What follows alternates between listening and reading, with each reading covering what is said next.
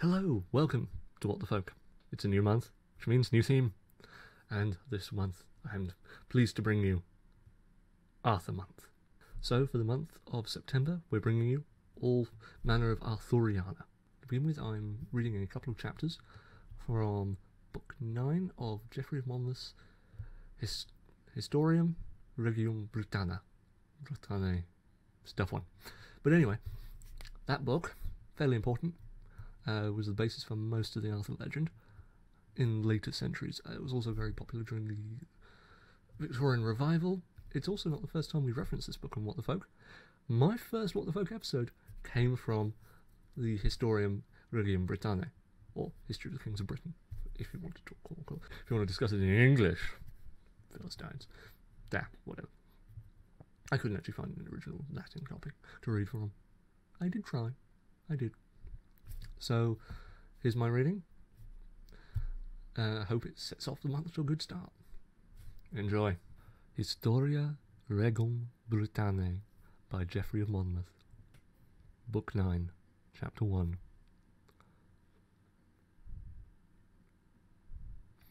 Uther Pendragon being dead, the nobility from several provinces assembled together at Silchester, and proposed to Dubricius, Archbishop of Legions, that he should consecrate Arthur, Uther's son, to be their king.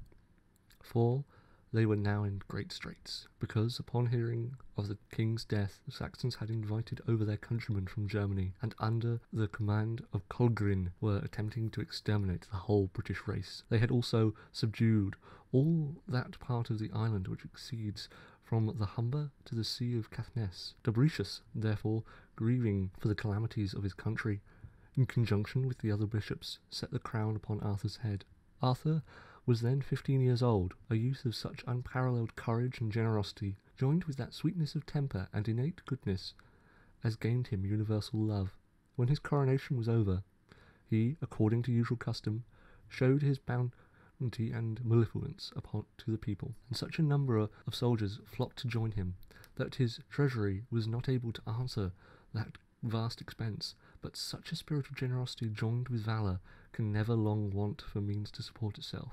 Arthur, therefore, the better to keep up his malevolence, resolved to make use of his courage and fall upon the Saxons, that he might enrich his fellows with their wealth. To this he was also moved by the justice of the cause, since the entire monarchy of Britain belonged to him by hereditary right. Hereupon, assembling the youth under his command, he marched to York, of which, when Colgrin had intelligence, he met him with a great army composed of Saxons, Scots, and Picts, where a battle happened, with the loss of the greater part of both armies. Notwithstanding, the victory fell to Arthur, who pursued Colgrin to York, and there besieged him. Baldulf, upon the news of his brother's flight, went towards the siege with a body of 6,000 men, to his relief, for at the time of the battle he was upon the sea coast, waiting the arrival of Duke Cheldric with succours from Germany, and being now no more than 10 miles distant from the city, his purpose was to make a speedy march in the night time and fall upon the enemy by way of surprise. But Arthur, having intelligence of his own design, sent a detachment of 600 horse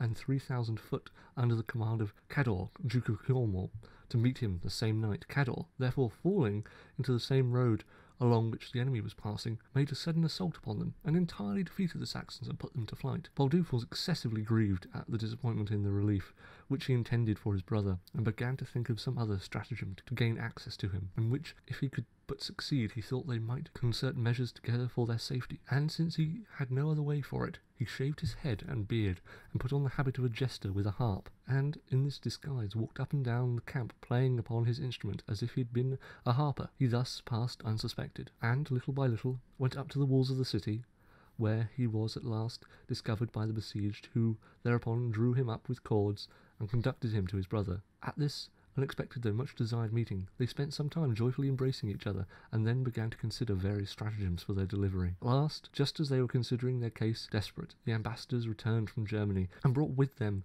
to Albania a fleet of 600 sails, laden with brave soldiers under the command of Cheldric. Upon this news, Arthur was dissuaded by his council from continuing this siege any longer, for fear hazarding a battle with so powerful and numerous an army. Chapter 2. Arthur complied with their advice, and made his own retreat to London. where he called an assembly of all the clergy and nobility of the kingdom to ask their advice. What course to take against this formidable power of pagans? After some deliberation, it was agreed that ambassadors should be detached to Amorcia, to King Hall, to represent to him the calamitous state of Britain. Hall was the son of Arthur's sister by Dubricius, king of the Armorian Britons, so that upon advice of the disturbance his uncle was threatened with, he ordered his fleet to get ready, and having assembled 15,000 men, he met with the first fair wind at Hamo's port, and was received with all suitable honour by Arthur, and most affectionately embraced by him. Chapter 3. After a few days they went to revive the city of Caerludcot, that was besieged by the pagans, which, being situated on a mountain between two rivers in the province of Lindsar, is called by another name called Lindcolithum. As soon as they arrived there, with all their forces, they fought with Saxons, and made a grievous slaughter of them, to the number of 6,000, part of whom were drowned in the rivers, part fell by the hands of the Britons. The rest, in a great consternation, quit the siege and fled, but were closely pursued by Arthur, till they came to the wood of Keldon, where they endeavoured to form themselves into a body again and make a stand. And here they joined battle with the Britons, and made a brave defence, whilst the trees that were in place secured them against the enemy's arrows. Arthur, seeing this, commanded the trees that were in the part of the wood to be cut down, and the trunks to be placed quite round them, so as to hinder them getting out, resolving to keep them pent up here till he could reduce them by famine. He then commanded his troops to besiege the wood, and continued 3 days in that place. The Saxons, having now no provisions to sustain them, and being just ready to starve with hunger, begged for leave to go out, in consideration whereof they offered to leave all their gold and silver behind them, and return back to Germany with nothing but their empty ships. They promised also that they would pay him tribute from Germany and leave hostages with him. Arthur, after consultation about it, granted their petition, allowing them to leave to depart and retaining all their treasures, as also hostages for payment of tribute. But as they were under sail on their return home, they repented of their bargain, and tacked around again towards Britain, and went on the shore at Totnes. No sooner were they landed than they made an utter devastation of the country as far as the Severn Sea, and put all of the peasants to the sword. From thence they pursued their furious march to the town of Bath, and laid siege to it. When the king had intelligence of it, he was beyond measure surprised at their proceedings, and immediately gave orders for the execution of the hostages, and, desisting from an attempt which he had entered upon to reduce the Scots and Picts, he marched with utmost expedition to raise the siege, but laboured under a great difficulty, because he had left with his nephew Hull sick at Elcod. At length, having entered the province of Somerset, and beheld how the siege was carried on, he addressed himself to his followers in these words: "Since these impious and detestable Saxons have disdained to keep their faith with me, I, to keep faith with God, will endeavour to avenge the blood of my countrymen this day upon them. To arms, soldiers, to arms, and courageously fall upon the perfidious wretches, over whom we shall, with Christ assisting us, undoubtedly obtain the victory." Thank you for watching. Hope you enjoyed that. Dan will be joining you next week for Gawain and the Green Knight, I believe. So, have a great week.